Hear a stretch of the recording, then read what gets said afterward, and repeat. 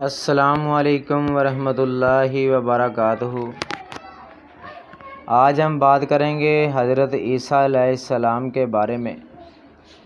حضرت عیسیٰ علیہ السلام اللہ کے ان عظیم رسولوں میں سے ہیں جن کا تذکرہ نہ صرف قرآن مجید میں بار بار آیا بلکہ ان کی پیدائش، معجزات، زندگی کا انداز اور قیامت سے پہلے ان کی واپسی تک سب کچھ اسلامی عقائد کا حصہ ہے۔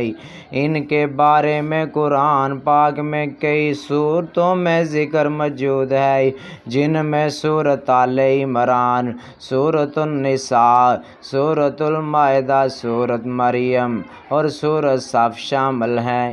پیدائش کا معجزہ: حضرت عیسیٰ علیہ السلام کی والدہ حضرت مریم علیہ السلام تھی جو پاک دامن، عبادت گزار اور اللہ کی خاص بندی تھی۔ اللہ تعالیٰ نے بغیر کسی باپ کے محض اپنی قدرت سے حضرت عیسیٰ علیہ السلام کو پیدا کیا۔ جب حضرت مریم علیہ السلام فرشتے جبرائیل کے ذریعے اس پیغام سے آگاہ ہوئی تو انہوں نے تعجب کیا، کہا میرے لیے بچہ کیسے ہوگا جب کہ مجھے کسی انسان نے ہاتھ تک نہیں لگایا۔ سورۃ آل عمران۔ اللہ تعالیٰ نے فرمایا کہ یہ اس کے لیے کچھ مشکل نہیں، جس طرح حضرت آدم علیہ السلام کو بغیر ماں باپ کے پیدا کیا، اسی طرح حضرت عیسیٰ علیہ السلام کو بغیر باپ کے پیدا کرنا بھی اس کی قدرت ہے۔ بچپن میں کلام کرنا: حضرت عیسیٰ علیہ السلام نے معجزانہ طور پر بچپن میں جھولے میں بات کی۔ جب حضرت مریم علیہ السلام اپنے بیٹے کو لے کر آئی، قوم نے اعتراض کیا تو حضرت عیسیٰ علیہ السلام نے خود فرمایا، میں اللہ کا بندہ ہوں، میں اللہ کا بندہ ہوں، اس نے مجھے کتاب دی اور مجھے نبی بنایا۔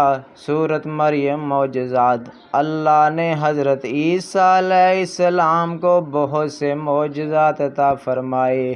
مٹی سے پرندہ بنا کر اس میں پھونک مارنا اور وہ زندہ ہو جانا،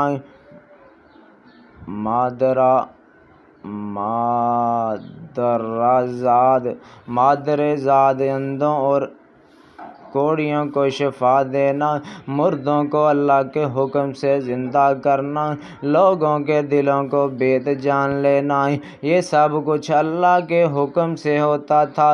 حضرت عیسیٰ علیہ السلام ہمیشہ کہتے یہ سب کچھ اللہ کے اذن سے ہے۔ انجیل کا نزول: اللہ تعالیٰ نے حضرت عیسیٰ علیہ السلام پر انجیل نازل کی جو نبی اسرائیل کے لیے ہدایت، رحمت اور نصیحت تھی۔ اس میں توحید، شریعت اور نیکی کا حکم تھا۔ بنی اسرائیل کی مخالفت: حضرت عیسیٰ نے جب بنی اسرائیل کو حق کی طرف بلایا تو ان کے علماء، سردار ان کے دشمن ہو گئے۔ انہوں نے حضرت عیسیٰ کے خلاف